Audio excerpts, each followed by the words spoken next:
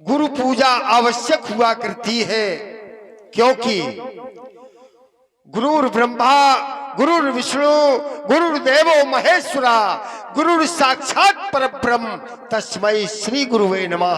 अतः मैं गुरु के पदवंदन करना चाहता हूं, इसलिए अतिशीघ्र पूज्य गुरुदेव के गृह जाकर के और आदर एवं श्रद्धा समेत उन्हें इस रंगावली में उपस्थित करना है। अतिशीघ्र जाइए, अतिशीघ्र पूज्य गुरुदेव को इस मंच में उपस्थित कीजिए। महामहोत्सव प्रारंभ करने के हेतु और उसे संपन्न कराने के हेतु उनका आना अति आवश्यक है। जय महाराज। शतानंद तब जनकी बुलाए,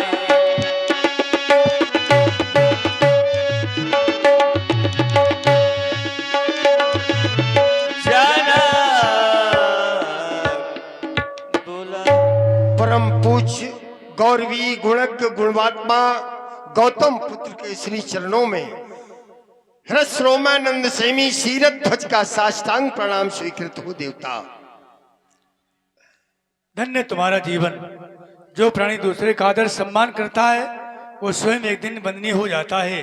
तभी तो कहा गया बंदो परिजन सहित बदेहु जय राम पर गूढ़ स्नेहु। ऐसा कहकर तुम्हारे साथ साथ तुम्हारे परिजनों की वंदना की गई है, तुम्हारे द्वारा आदर सम्मान किया गया। महामंगल हो, कल्याण हो। अकस्मात बुलाने का अभिप्राय क्या है जानना चाहते हैं राजन? देवता, जैसा कि सर्वविदित है, इस पावन भूमि मिथिला में तत्वज्ञानी धर्म ज्ञानी कर्म ज्ञानी विज्ञानी विश्वामित्र जी का शुभागमन इस मिथिला महिमंडल में हो चुका है। ये सर्वविदित है।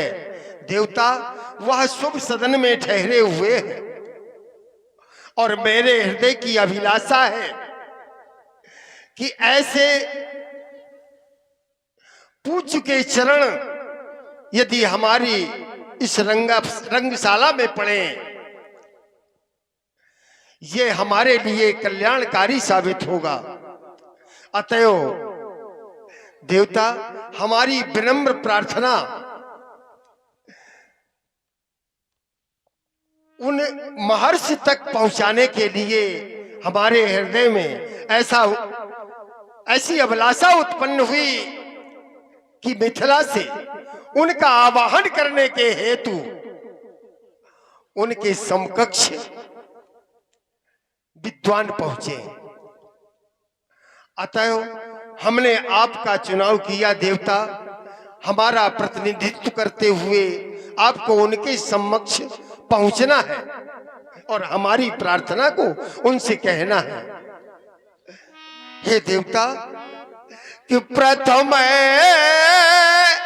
जाकर हमारी ओर से वंदना करना और अंत में उन चरण अब कमलों में प्रभु से याचना करना और कहना कि ये जमा है राज अब राजेश्वर स्वयंवर में छटा छाई है। देवता, ये देश देशांतर से आए हुए नेपाल आज रंगशाला की शोभा में सम्मिलित हो रहे हैं। देवता, अतएव नेपाल ने ऐसी अभिलाषा प्रकट की है कि सहित दोनों कुंवरों के मुनि तुम्हें बुलवाया है। क्यों? क्योंकि अंतिम दिन आज ये स्वयंवर का, और ये वेदी में शिव धनु धरवाया है। हे देवता, उन ब्रह्मर्षि के चरणों में हमारी इतनी सी प्रार्थना पहुंचाना है और उन्हें सा सम्मान इस रंगशाला में उपस्थित करना है। देवता, बड़े उत्तम विचार राजन तुम्हारे। आज हम तुम्हारी विनय लेकर महामुनि के पास जाना चाहते हैं। आपकी इच्छा है, प्राणी अपनी विनय स्वयं सुनाता है और दूसरे को पसंद नहीं कर पाता, पर आज हम तुम्हारी विनय लेकर जा रहे हैं और महामुनि को लाने का पूर्णतः प्रयास करेंगे। आप जाएं, अन्य कार्य देखें, हम जा रहे हैं। अरे कौशुक मुनि भाई तोरा ती पठाए,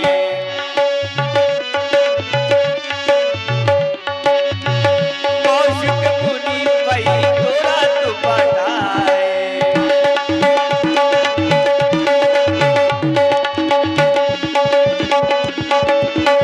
तोरा तो पठाए। हे तपोनिष्ठ, निम्नकुल के आचार्य, महात्मा जनक के कुल पुरोहित, गौतम के प्राण अहिल्यानंद, पुत्र सतानंद, कहो कहो मिथिला की कुशलता कहो।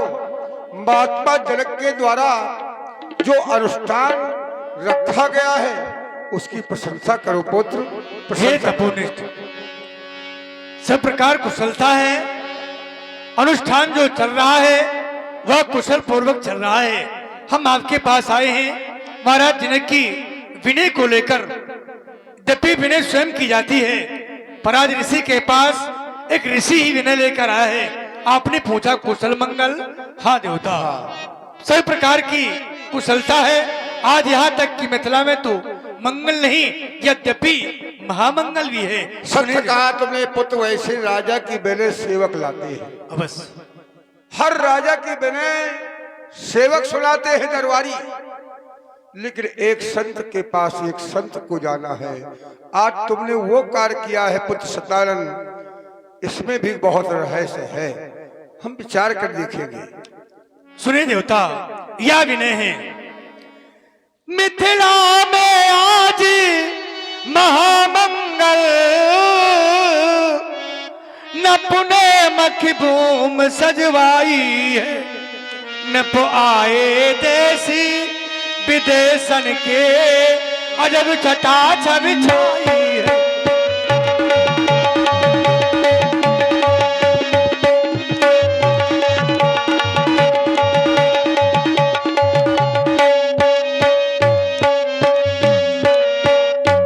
ये पूर्वी पछाई दक्षिणा दी, उत्तरी बंगवासी आए, गुजर पंजाबी वो मारवाड़, कर्नाटक के अति छाए।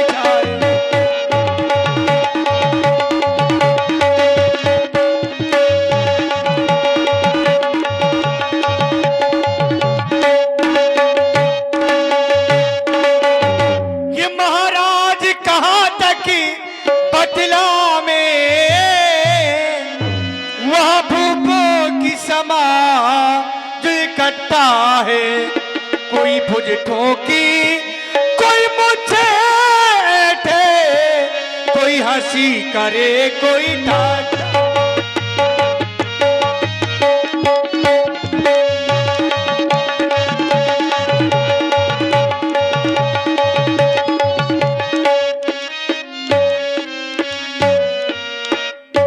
ये अंतिम दिन आज स्वयंवर का,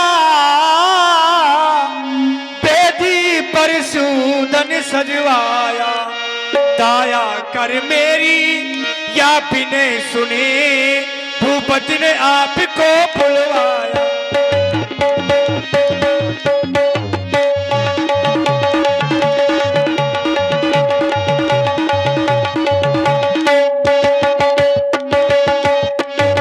भगवान आपको अकेले नहीं चलना।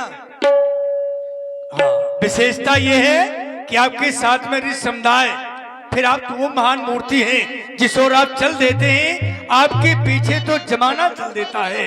जुगल कुमार है तो राजकुमारी संग ले लीजे, रंग भूमि की छटा बिलो किवे को, चलिए ऋषिवरी चलिए मुनिवर, नर कर तप सकल लगे।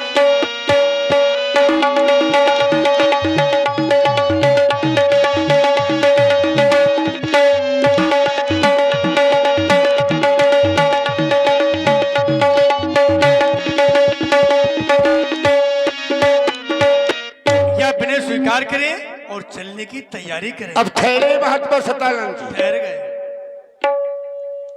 हमने विचार किया है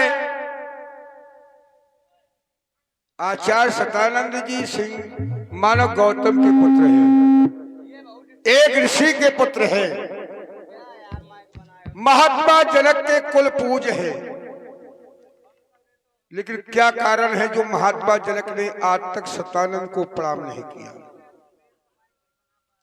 विश्व के कोई ग्रंथ में मनीषियों के द्वारा अंकित नहीं है कि सतानंद को जनक ने प्रणाम किया। सतानंद तब जनक बुलाए, कौशिक मुनि पाह तुरंत पठाए।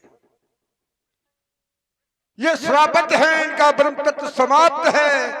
और जिस ब्राह्मण बालक का श्राप के द्वारा ब्रह्म तत्व समाप्त हो जाए, वो बंदनी तो हो सकता है लेकिन पूजनीय नहीं।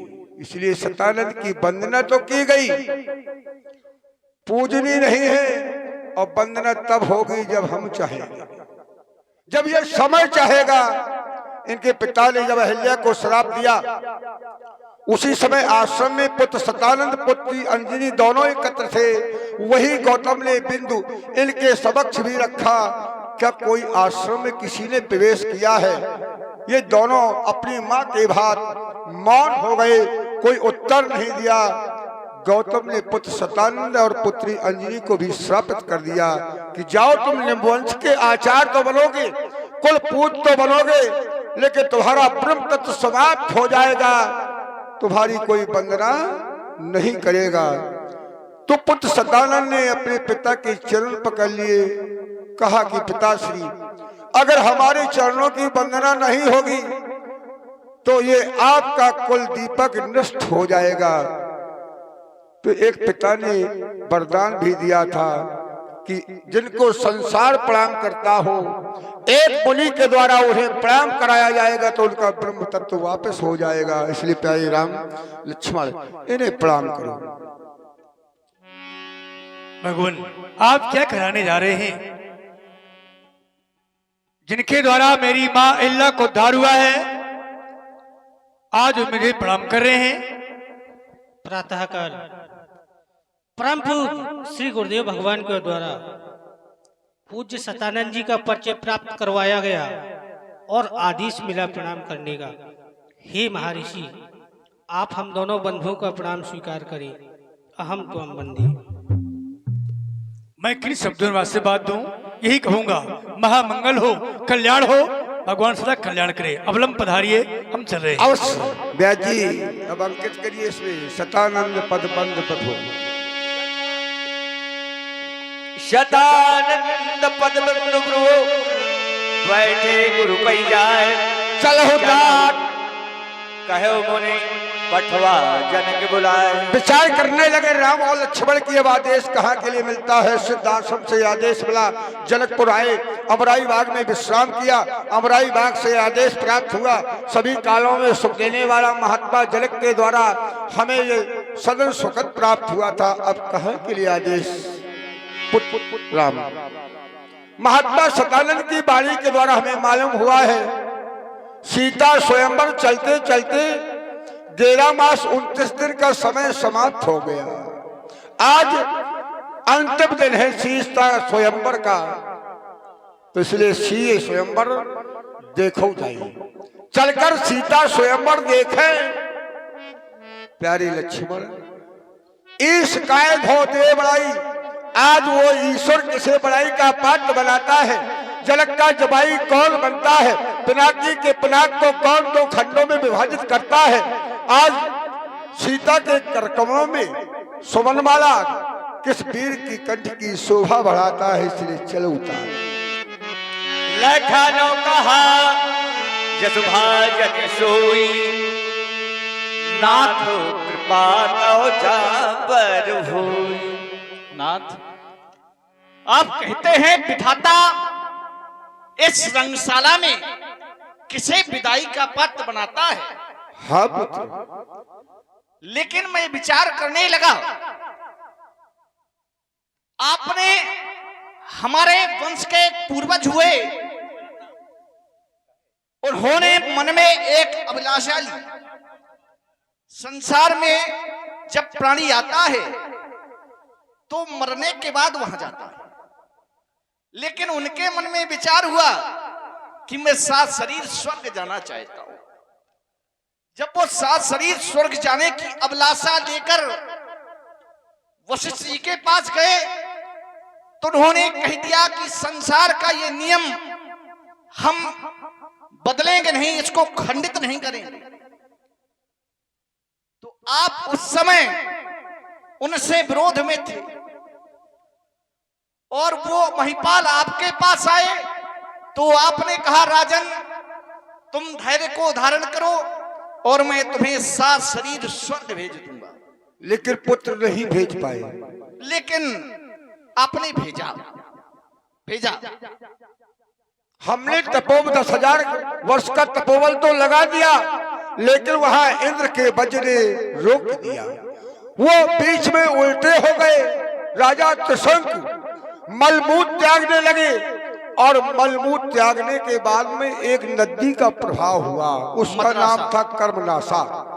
जो भी प्राणी उस नदी में स्नान कर लेता है उसके संसार में सब बुरे कर्म क्षय हो जाते हैं।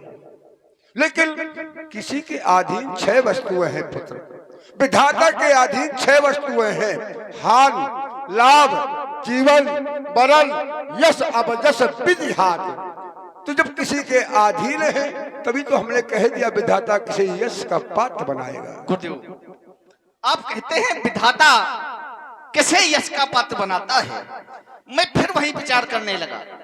जिस समय आपने अपनी शक्तियों का प्रयोग करके उन्हें सात शरीर स्वर्ग भेजा तो उन्हें इंद्र के द्वारा वापस भेज दिया, वापस फेंका गया तो उन्होंने मलमूत्र का त्याग किया, जैसा कि आपके द्वारा बताया गया। उससे एक नदी का निर्माण हुआ जिससे संसार में जितने भी पुण्य होते हैं उसमें स्नान करने से समाप्त हो जाया। परंतु तब भी आप शांत नहीं रहे, फिर आपने तपोबल का प्रयोग किया, उन्हें बीच में ही लटका दिया और द्वितीय स्वर्ग की स्थापना कर दी। उन्हें वहां का इंद्र बनाया गया और आप इतने में भी नहीं रुके, आपने द्वितीय सृष्टि का सृजन कर डाला। आप सृष्टि के द्वितीय ब्रह्मा कहलाए।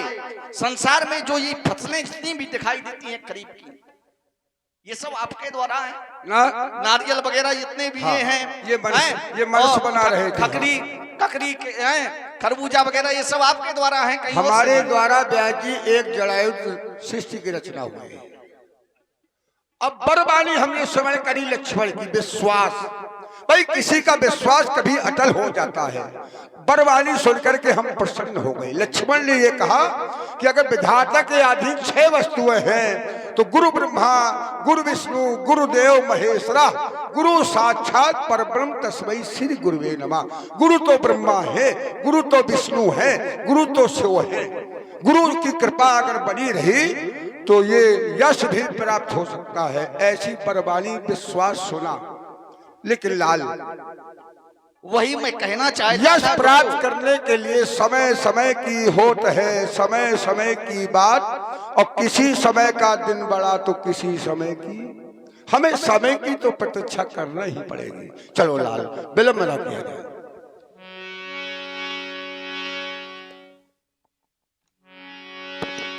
पुनि मुनि वृंद समेत कृपाला,